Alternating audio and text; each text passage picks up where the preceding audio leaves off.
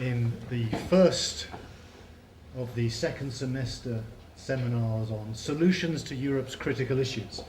A very timely series. To remind you, in the first semester we've already heard from 5 EU member states and the Swiss ambassador giving their perspectives on critical issues of a whole range.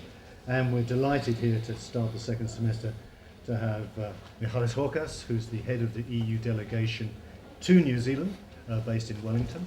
And it's a really personally delighted to have him here. The sad news is he returns to Brussels in September for higher and greater things. So this is his last visit, probably to Christchurch, or indeed possibly to the South Island. He leaves now having transformed that almost at every level. And it's really a reflection of his enthusiasm, his collegiality, and his openness, I think, to try to work for policies and progress that's not just in the EU's interest, but also in New Zealand's and indeed of the Pacific. So as he's about to leave, sort of long list of achievements that I can at least intimate to you is the park, the new relationship, the prospect of early next year, the beginning of negotiations of a free trade agreement between the EU and New Zealand.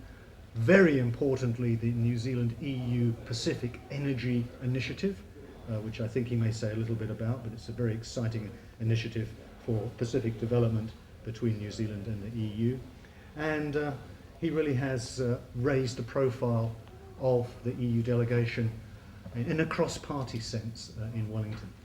So here, the man who, and it is a man who inherits his shoes in September, starts from a much higher base and very positive relationship compared to 4.5 years ago. And thank you for all the work you've done, and thank you for being such an excellent friend of the NCRE too. Michalis Rokas. Thank you, Martin. Thank you for your kind words. And in fact, yes, we have been long way since I first came. We have really transformed the bilateral relationship with New Zealand. We have brought it to new levels, and a lot of exciting times are also ahead, especially once we hopefully begin the negotiations for a free trade agreement early next year. And I have to say that I would never be able to achieve all that without the strong partnership with the EUCN and the work that is done here in Canterbury University by you and your team. And you know, I'm also honored today that the Vice Chancellor is also here. I'll start. I think the title is quite different, so I would leave the reflection maybe of the EU-New Zealand many partnerships, and even including the very good story about the Pacific, if you wish, for the Q&A, because the title of the seminars, EU in crisis, EU with many challenges, but you know, I'm pretty sure you wanted to hear also my views about the results of the UK referendum. But I will start with the tragic events in Nice, a horrific, horrendous attack, over close to 80 deaths, and truly harrowing images that they come to us, which prove that the security of Europeans is at stake, and not of Europeans, of the whole world, because Nice is a cosmopolitan area. It was 14 Juillet, the 14th, the National Day of France, people celebrating. There were fireworks about liberty and values that we share together, and I'm pretty sure that citizens of the world that were there. And this is one of the many problems that we are facing and challenges. It is also linked with a big migration crisis that we have been facing the past 1.5 years.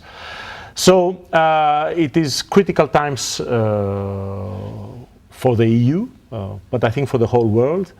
And it is critical times, especially because we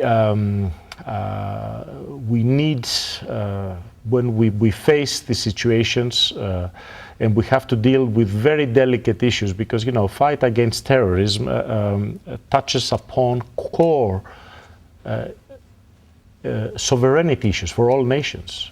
You're looking into police issues, judicial, intelligence prospects, etc. So the question is how we can better confront this threat by ourselves as nations, just every individual state, or by uniting and try to coordinate and try to find a common response, because as we see, terror does not have borders. We have seen, regrettably, the string of attacks that started in France a year ago, and the multiply, but not only in Europe, in Brussels and elsewhere, in Istanbul, in countless other places, and horrific attacks in Baghdad, etc. But I think, unfortunately, we are too used to them, and we pass them unnoticed. But it is a reality. And it puts into question how we can better tackle that. And the views, at least in Brussels and EU leaders, that as we speak today, all of them are in Ulaanbaatar for the Asia-Europe meeting. So our presidents, Juncker, Tusk, and the High Representative Mogherini, together with a lot of heads of state like Angela Merkel, the Chinese Prime Minister, and Foreign Minister Michalis are there. And as I saw an image that just had a minute of silence regard to pay their respects to the victims of this attack.